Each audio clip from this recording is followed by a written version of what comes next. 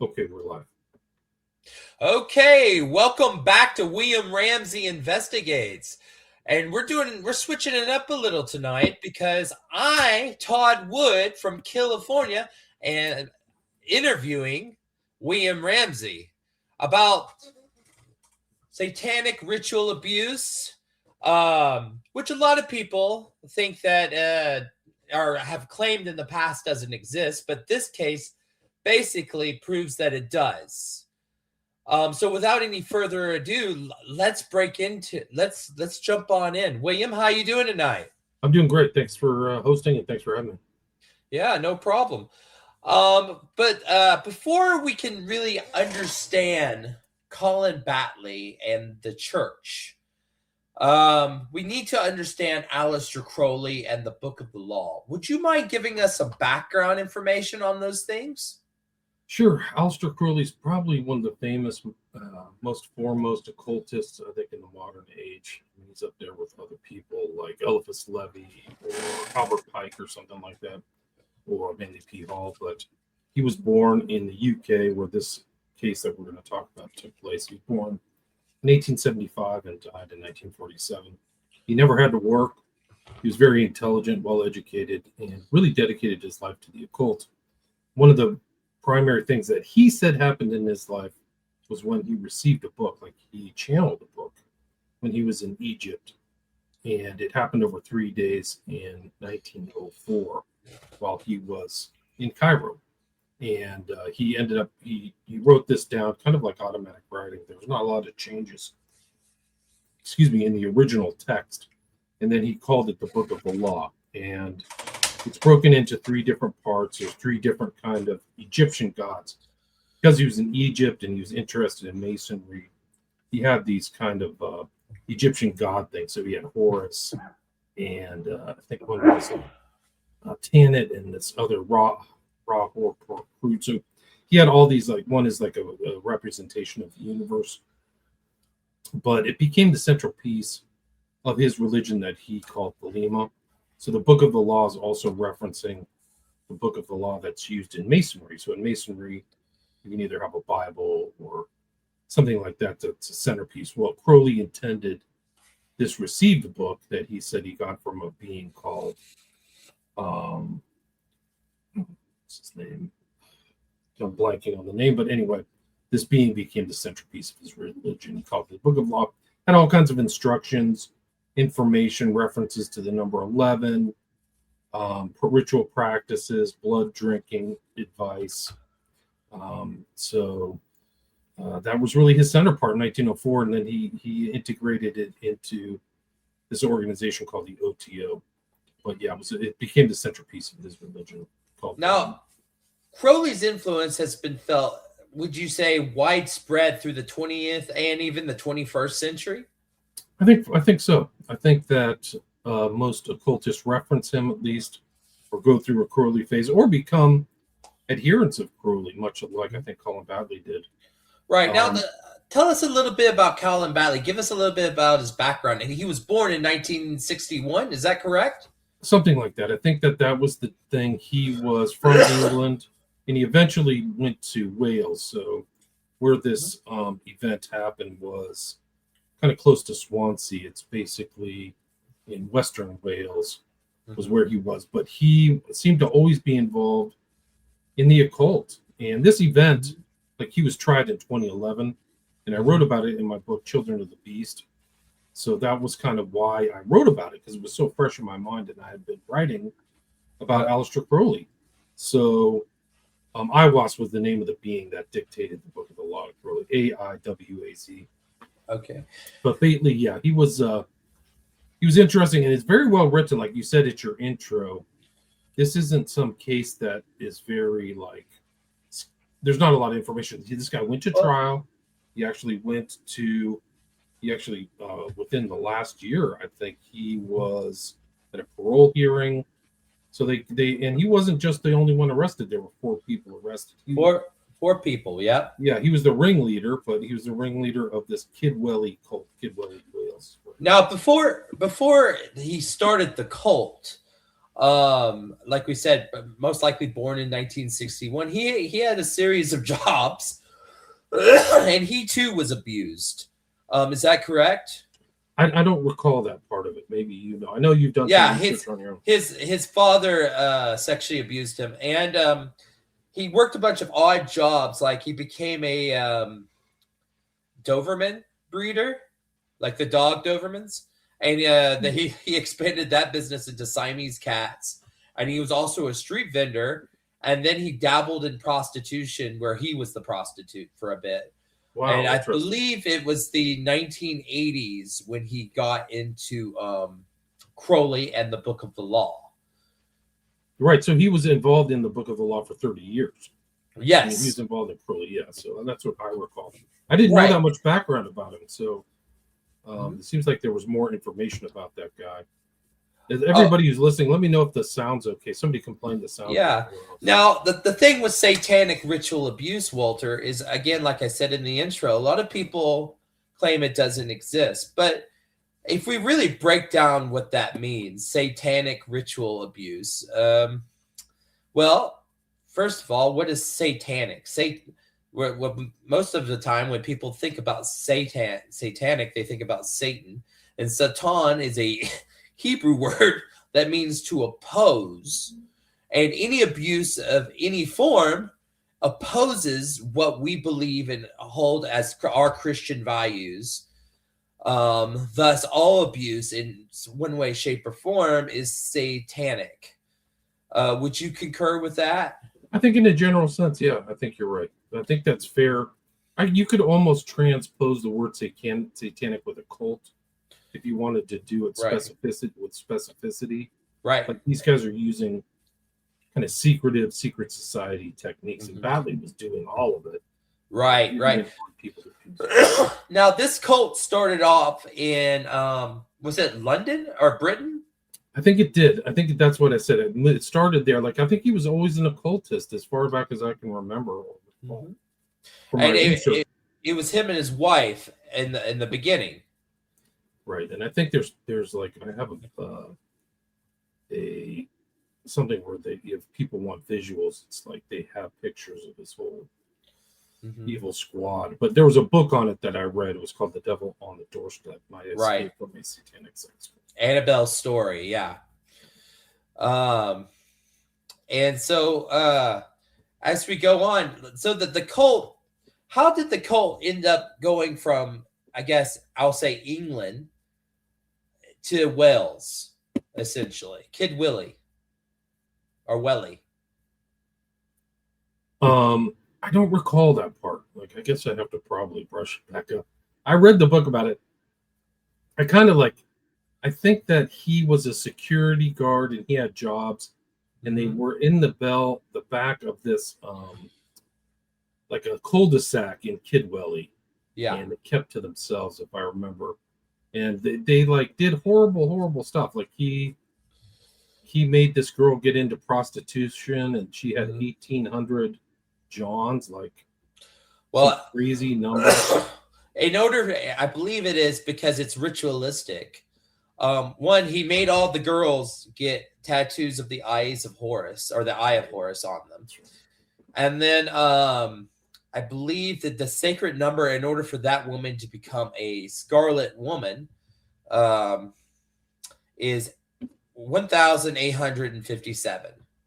Is that sacred number according to the documentaries and the research I did. So, yeah, and essentially, yeah, they go from the UK to Kidwelly because it's kind of isolated. They can get away with a lot of stuff. And they set up shop there, essentially. And they kind of rope Jackie, who is Annabelle's mother, the lady who wrote the book. Right, Marling or whatever her name was. Is that right? Yeah, Marling, about Annabelle. Yeah, so they started, and Jackie would later be one of the 4 people arrested. That's right, and they had like serious like crime charges. Right. Like Jackie, she got 12 years. Elaine Batley, his wife, got 8. There was a person, Shelley Millar, 5 years, and then a 70-year-old guy who was abusing underage girls got 3 years. Well, according as I recall, now it wasn't isolated to Kidwelly. This kind of became a sort of multi-country network. There were other followers of Colin Batley in the UK and in France, and the church was much bigger than just Wales. It's from what I understand. Do you That's know? yes, that's correct. He was networked. Yeah, He was definitely networked and traveling around. one can't help but wonder if there was a connection to Epstein somewhere in there. Well, I should look him up in the Epstein files. I wonder if he pops up. And there's a lot of people who popped up in these Epstein files that dropped almost a week ago. So There's a lot of them, isn't there? Yeah, there's a lot of work there. I mean, the files that they dropped, there's an enormous amount. So, yeah, no, he wasn't found in these files according to this search. Yeah. But yeah, at this point, these pedo networks, we know that they exist. All the conspiracy theorists and researchers and academics have been proven correct at this point. There is no more finger wagging by one side to the other, essentially. Yeah, I think that it's all been done. Like, I just did a show last week with Greg Reed, and we did a show on like these occult crimes, and it's just like these people are lying in the face of evidence that these happen. It's like the real satanic panic, and it's interesting because they're equating this Epstein panic with the satanic panic. That's how they're trying to minimize it. Well, interestingly enough, the last show I did with Dana on Killafornia, we talked about, is satanic crime real? Oh, interesting. And it is real. I mean, the project I'm working on right now with Paul Gregory has to do with the history of it. And when did you do that show with Dana? Let's see, I think it was January. So fairly recently. Yeah.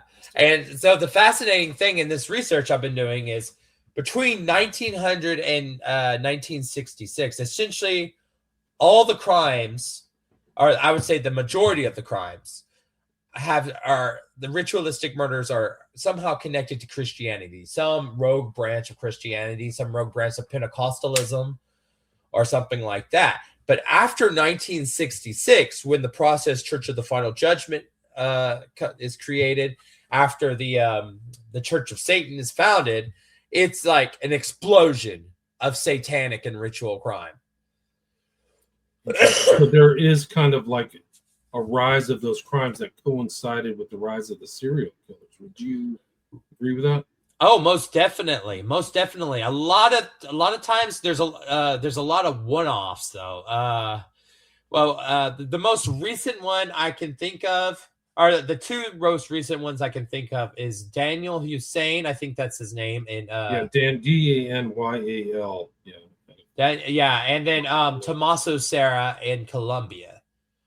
And that one is pretty intense. That's like a whole bunch of victims over a span of almost 20 years. He gets caught in 2018.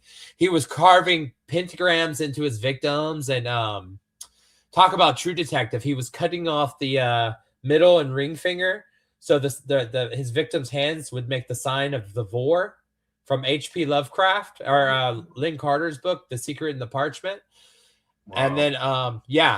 And then there's just a whole bunch. It's a global phenomenon, William. It's not isolated to England or America. It goes into Colombia. It goes into Brazil. It goes to a whole bunch of different places.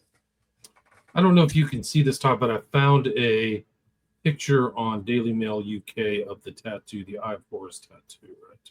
Oh, so there it is. You can see it. This is the tattoo. It's kind of like they see them out their own tattoo. They had it. These are some of the cohorts of Batley: Jacqueline Marling, his wife Elaine, and Shelley Millar. Yeah.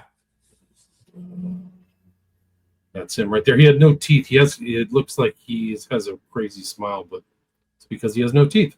Yeah. This was actually March of 2025. I haven't seen some of this newer stuff because. And he still claims in prison that it wasn't a cult. But that's not what the evidence shows. He's heavily involved. Like I literally took these quotes. Well, he kind of has to.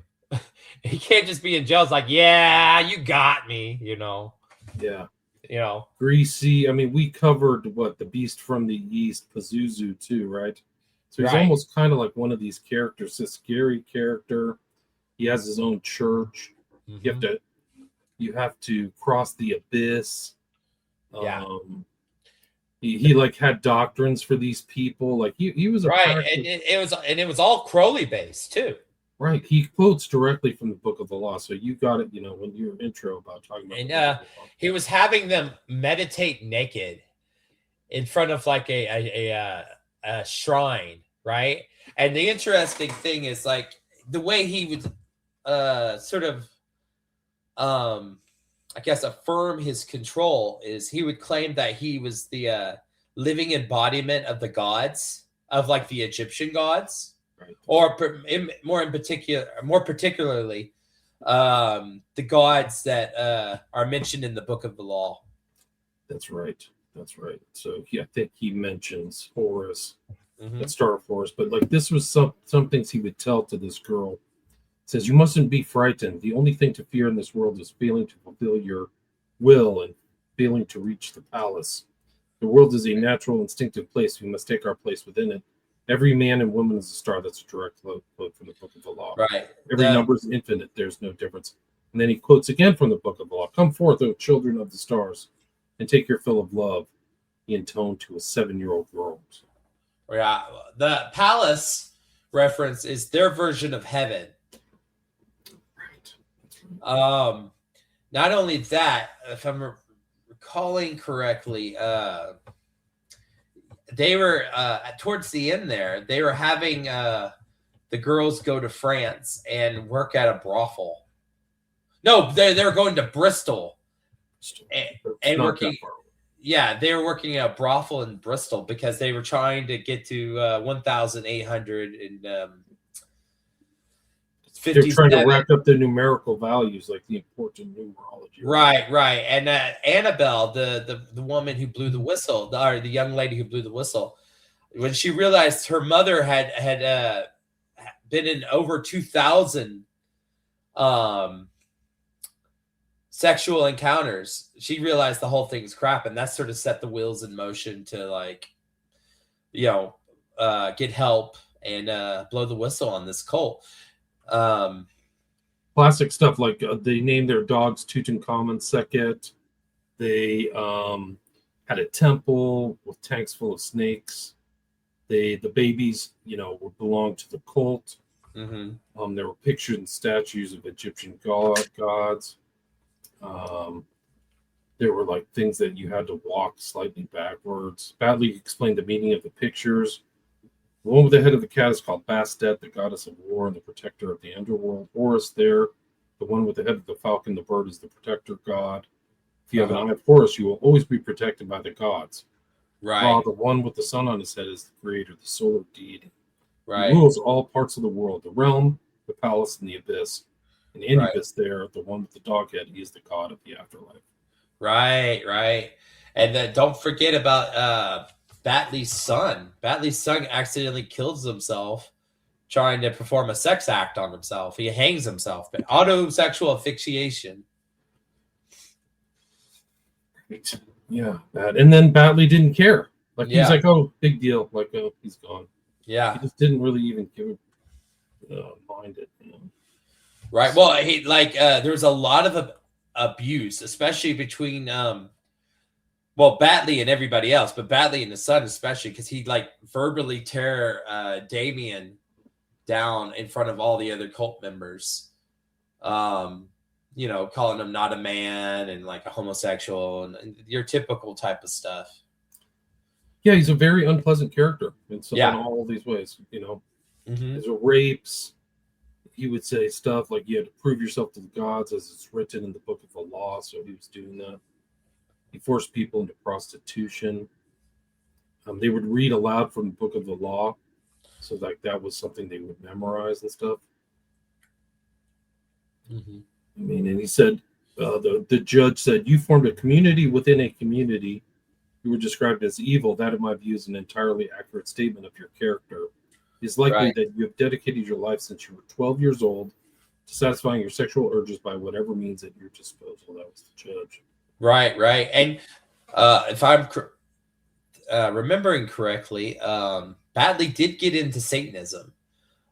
He got into, I guess it was either, I'm not sure if it was theistic or Levian Satanism, but I guess that was in the 90s he got into Satanism. And like he was making he made his cult members wear an upside down cross. That's right. Yeah. He had a girl from Germany locked in the basement. Yeah. Like, just like really dark. Like these people were walking around and doing stuff. Yeah. And he would read from it with a laminated copy while dressed in hooded robes, like the classic hooded robe motif. Orgying, Rottweilers. Yeah. Right. And he told the local townspeople, he told his cult members if anybody asked that they were Mormons. That's right. Their cover was they were Mormons. That was the lie, right? Yeah. He was convicted of 35 separate offenses, 11 rapes, causing prostitution and indecency with children. Yeah. And the judge finally, at the final sentence, he said, he obviously did not care for Batley. He said, you may never be released. You set yourself up as the ruler of a sick little kingdom surrounded by 3 women who danced as your willing attendants. You became their master and formed a community within a community involving child abuse, rape, and prostitution. You have been described as evil. That is entirely accurate. You have fully lived up to the ideals of your mentor, Aleister Crowley. You used the occult to further your sexual excesses. Children were kept as toys for sex purposes. You took a cruel delight in initiating children into sex, but their lives have been blighted forever. It was organized and systematic abuse of children, and you dedicated yourself to such depravity. You'd probably get along great with Jeffrey Epstein. That's something you could say to Epstein, right? Yeah. So it's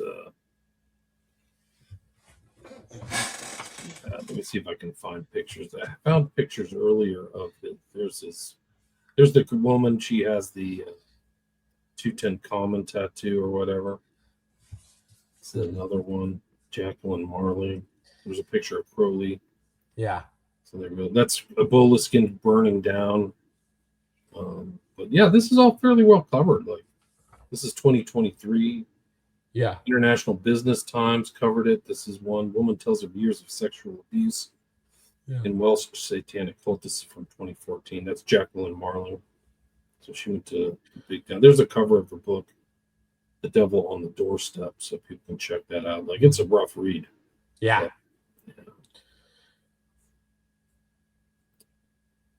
I mean, it sounds like a lot of these Epstein survivors, actually, this woman, Annabelle Force is a fake name. It's a pseudonym. But she said, afterwards, Colin asked me if I enjoyed it, and I knew what I had to say. I had to say yes, but inside I felt like dying. That's what these little girls who were abused by Epstein are like, they have to play along to get along. Or survive, really, actually. They have to, everything's fine. Yeah, everything's fine. Yeah. She was forced into regular sessions with Batley and her mother in a relationship with an older man. I was a schoolgirl by day and a sex slave at night. I tried to take my own life at one point. I guess it was inspired by the Rochdale case, which I'm not familiar with. You know the Rochdale case? Yeah. What is that? Are you saying the book is inspired by, or what's inspired by it? First said that she was persuaded to speak about her abuse by the Rochdale case. Oh, I see. So there must have been some other case then. I'm not familiar with that at all. Rochdale child abuse ring from 2004 to 2013, sexual abuse. I don't know where Rochdale is. Greater Manchester. Mm-hmm. So another sex trafficking. There were 8 British, Pakistani, and Afghani people. I think it's one of the grooming cases. Oh, okay. Is this that big one that broke a while back? Yeah, I think so. Okay. Pretty rough. I mean, it's very rough stuff. Like this is... Yeah, and it's just another example of Crowley's influence too, beyond the grave, and it's malevolent, basically. Yeah, it's never good. Like anytime Crowley shows up, it's like somebody's being abused or something crazy is going on. Savile actually shows up in the Epstein files. I don't know if you know that, but who does? Jimmy Savile. Oh, really? He does. Yeah. He sure does. He shows up kind of cavorting with these guys in New Orleans sometime around the turn of the millennium, 2001. Long time ago. Oh, man. But, he was a weird guy, but it makes perfect sense that he would be involved. There's like blood drinking in there. It's like eyes wide shut stuff. It's really crazy. Is there human sacrifice in there? Well, there's a lot of children. There's infant trafficking. There's no question about it. But right. Whether it's overt human sacrifice, a lot of dead bodies. There were claims of 2 dead bodies at the Zorro Ranch. Right. There's people who've disappeared. There was a girl, Zarakova. I forgot her name. She was of Russian extraction who supposedly committed suicide and jumped off. A thing which I find very unusual. It's very graphic. Women usually don't do that. Yeah. It's very male thing to do. Like, I don't care about people finding my body. Right. Typically with women, it's the least amount of pain as possible.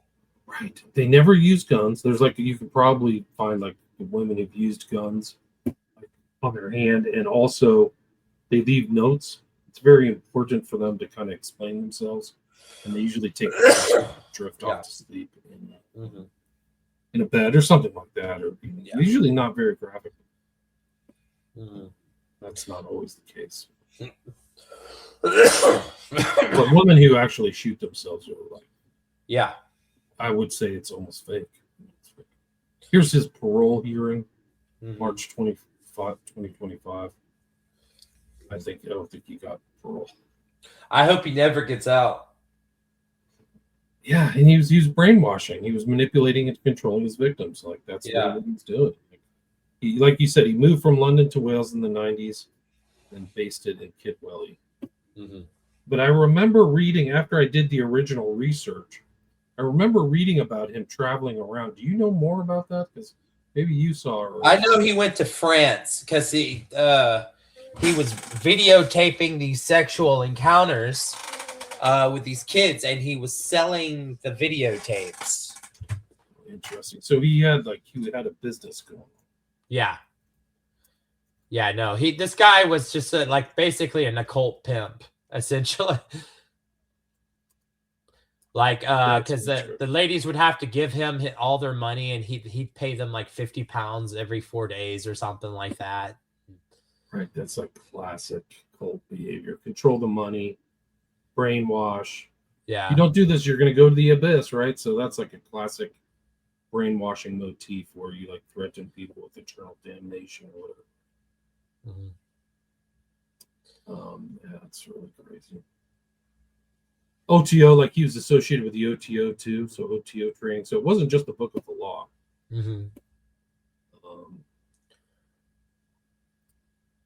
Decades long, it was a decade-long type thing. I also wonder if there's a process church connection somewhere in there. It's weird, but Ian Watkins, have you ever heard of the Ian Watkins case? The guy who was into raping kids and stuff like that. He was from Wales and from around that time. Oh, really? And I wonder if there's an overlap with that case. Ian Watkins really hard. Wouldn't surprise me. Right? He died in jail this last year. Yeah. 2025, somebody killed him, but he was convicted right around the time of Batley. So Batley, I think, was convicted in 2012. And Ian Watkins of Lost Prophets was convicted in 2013. Yeah. Oh. He had kind of a network too. He had 2 women, and he was just he was killed on October 2025. Gosh, what is it with Wales? I don't know. It's very odd. Yeah. You know, and the thing with Crowley, it's like influence, though. It's like, can you tell us? This isn't Colin Batley related, but it is Crowley related. I was curious about. Did you write about? Is his name Edward Alexander Crowley? Edward was his real name. That's Aleister Crowley's real name. That's it. Oh, okay. Well, So I I did. think, yeah. Well, I mean, Alex Edwards Crowley. And someone changed their name essentially and committed Well, to that murder. was his name is Edward Crowley. That's his Yeah, real. I see. Then he changed it to Aleister. So I must be thinking of something else. I thought that I saw something where a guy changed his name to his last name to Crowley, and he committed a crime in 1999 or something. yeah, no, I remember. I've heard of that case. Like, there's been Crowley figures. There was actually, interestingly, is that there's a Crowley cult in California. Somebody reached out to me within the last couple of weeks to tell me about it. And I was like, I'm one of the few people who know about it. And they were involving murders and the Book of the Law. And it happened in the Central Valley, either in Fresno or Stockton or something like that. And these guys were running it. He was a classic cult leader. And he sent people out to kill people. Yeah, yeah. This new cult, or did this happen a while ago? This is like 25 years ago in California. Oh, when did this happen? Or like, is there information on this? Let me see if I can find it. It's not in this version of my book. Let's see if I can find it.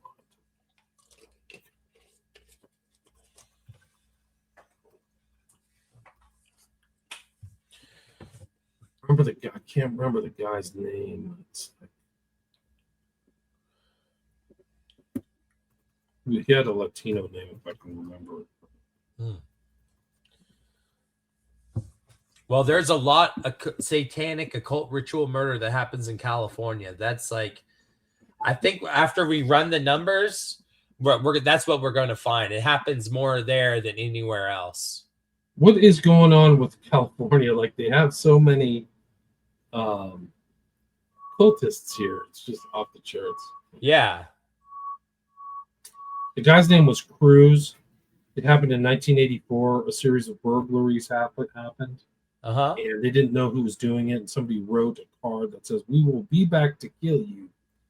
During an investigation, they found a 17-year-old man who tells authorities of a satanic cult run by a fanatical leader named Gerald Cruz.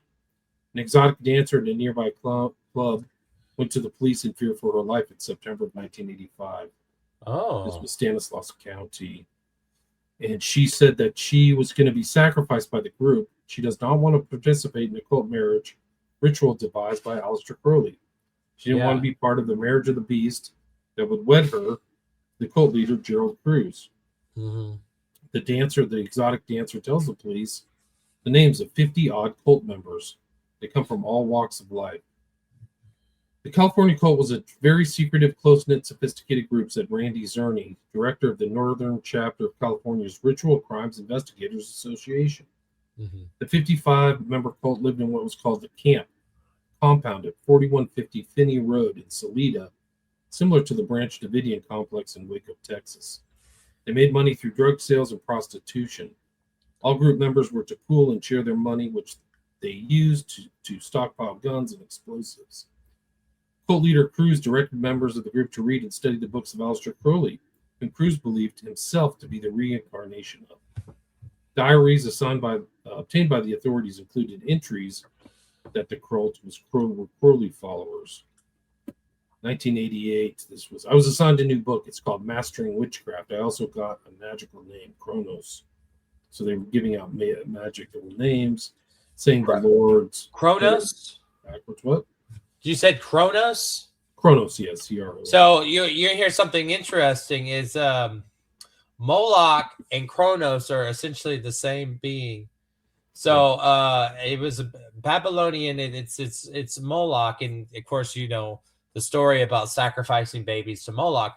But the Carthaginians, they adopted Moloch and it changed it to Kronos. But the whole thing with the bull idol stayed the same.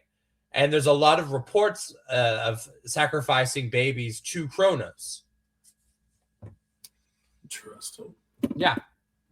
There were things at the Harvest Festival during Halloween. They said, quote, "We honor the dead by eating with them, drinking with them, and smoking with them. We talked about the ancient ones. They were demons who got through to this dimension." Ooh. There were murders involved.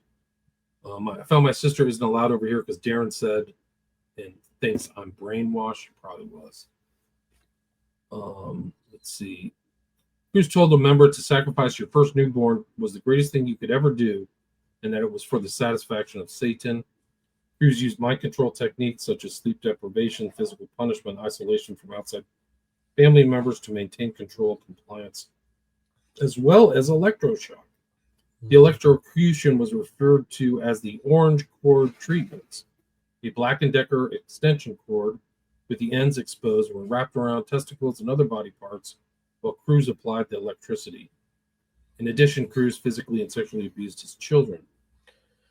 In the mid-'80s, investigators heard of animal sacrifices and unsolved murders in the Salida area, but the machinations of the cult were revealed during an investigation about 4 murders in Salida in the spring of 1990.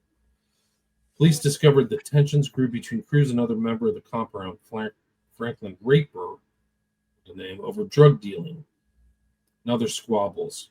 Raper, with 3 other members of the group, left the cult and moved out of the compound to an apartment in Salida. Furious, Cruz determined to seek vengeance against Raper and the other ex-members. Cruz announced that the plan was to go over to the residence and do them and leave no witnesses. On the night of May 1st, 24, this is all newspapers.com. Oh, wow. We should get the copies of this. On the night of May 21st, 1990, Cruz and other high-level members of the cult leave the compound in camouflage. You're going to talk about Killafornia. This is perfect for you. We could do another show on this. They left the compound in camouflage, drove to Raper's apartment, and attacked him and his friends with baseball bats and knives. They were all subdued and murdered. The evidence pointed back to the camp in Cruz. He was arrested with Richard Vieira and David Beck. During the trial, the prosecutor refused to address the occult elements of the crime. Surprised. No surprise, actually. Certainly believed that the press and the authorities were trying to minimize the danger of the Salida cult. During the trial, defense attorneys called cult expert psychologist Daniel Goldstein, who interviewed cult members and read through diaries and court transcripts. As reported in the December 16, 1992 edition of the Modesto Bee, quote, Goldstein called Cruz evil and sadistic, yet considered him a charismatic leader of a religious, satanic cult that controlled followers by using fear tactics, sleep deprivation, humiliation, torture, and in some cases forced sexual acts such as sodomy. The judge in the Vieira Appeals case in 2005 recognized the baleful influence of Cruz. Quote, in this case, the evidence shows that the defendant acted under the substantial domination of cult leader Gerald Cruz, who controlled every aspect of defendant's life and threatened to kill anyone who did not follow his orders. Absent the pernicious influence of a satanic cult leader, it is doubtful that the defendant would have committed murder. Gerald Cruz, Richard Vieira, and David Beck were sentenced to death for the 4 murders. 2 other cult leaders were given life sentences. In the appeals processes of Cruz, Vieira, and Beck remain in California judicial dockets. To this day, that was 2012 when I wrote this. They were bouncing through the court system here in California. And that's probably another show. I should dig up some of those newspaper.com. Yeah, that'd be a good show. A lot of people don't know the story of Batley or Cruz. Yeah. So it's let me see if I can somebody chat. Anybody has any questions from the chat? We have 121 live listeners. Thanks everybody for listening. Sheila says England's history is blighted with the satanic evil, John Todd, and the reason the Rothschilds have their HQs there is because it's believed to have the strongest energy for satanic purposes. I'm not surprised. She also says investigator John Wedger would be a brilliant interview regarding all of that in the English establishment. I've had Wedger on my show in the past. I was going to say that guy looked like Savile. Yes, Savile's interesting. Dragon symbolism. Yeah, that's there. Moloch equals Pro-Chronos. So, you know, the dragon stuff, that's also in the 4 pi. Interesting. Yeah. Yeah, so there is a lot. It's Colin Batley. He is a piece of work. He's never getting out of jail. I don't think they'll. Okay, so this is Henry Allen Bibby. Okay, and he Who's that? changed his name to Edward Alexander Crowley. Yeah, and he murdered one person, and he was a total Crowleyite. And I'm actually going to send you this link here. Okay. Do you want to email it to me or put it in the private chat? I'm going to email it to you real quick.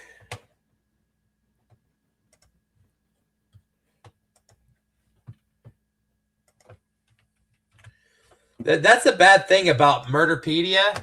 It's like, I get that like you're making money from ads, but it's at some point it gets kind of ridiculous, like the pop-ups and stuff, you know? Right. All right, I sent it.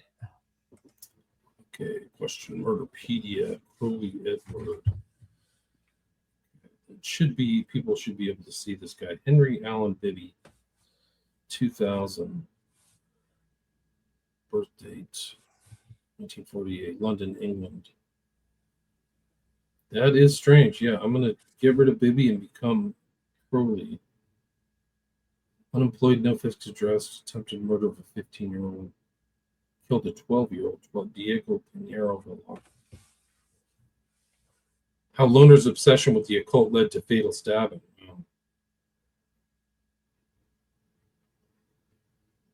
British media told you this man was a Satanist and it was an occult sacrifice. He was diagnosed as a paranoid schizophrenic. Crowley murdered Diego because he was influenced by the instruction on ritual sacrifice in a magical workbook titled Magic. That's it.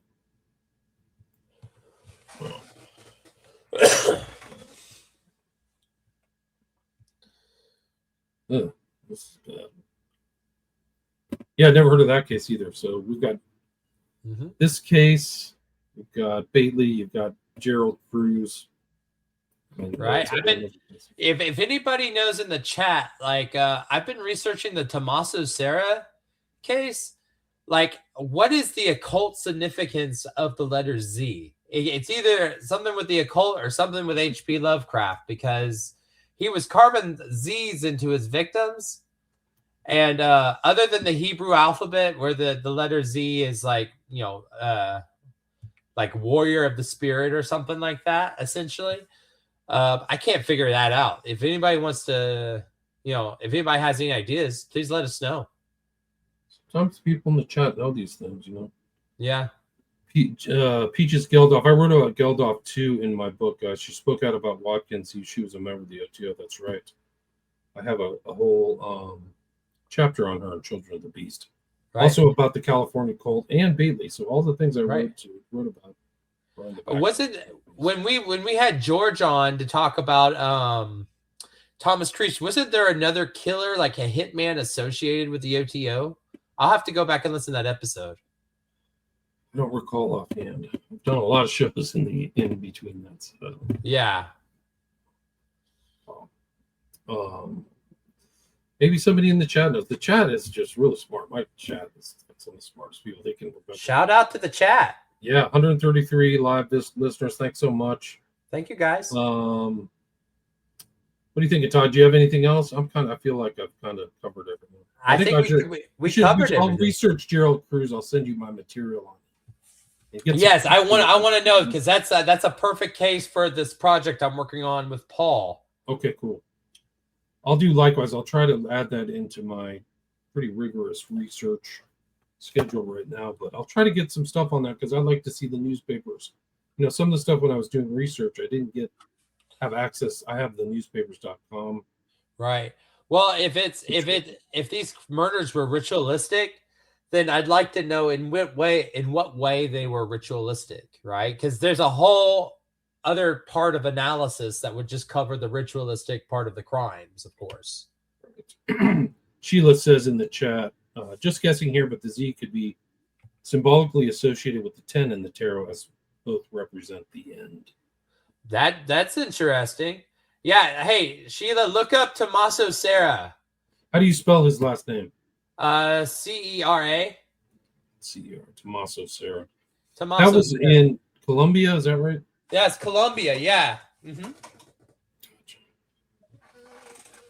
I think I'm pretty much done. Do you have anything else you want to add, Todd? I just want to say thank you guys for listening to us ramble on about this stuff, and we really appreciate all of you. And thank you so much, William, for having me on. I really appreciate it. Yeah, thanks for hosting. Where can people find you? This will be on Todd's channel in Killafornia, right? And your Patreon too. It'll be on my Patreon. Yeah. Okay. You can check out my Patreon. It's patreon.com/C/Killafornia. And also Walter Bosley had a shout out on Joe Rogan. I heard that. Yeah. Oh, I think he's had 2. Oh, really? I heard one. I think Dana's had one. Dana Duda was on Joe Rogan? No, she wasn't on Joe Rogan. She was referenced on Rogan. I think she had a shout out. I could be completely wrong about that. But I heard the one by Kurt Metzger. I heard that's the one I heard. So that's cool. So yeah. He actually said Nimza.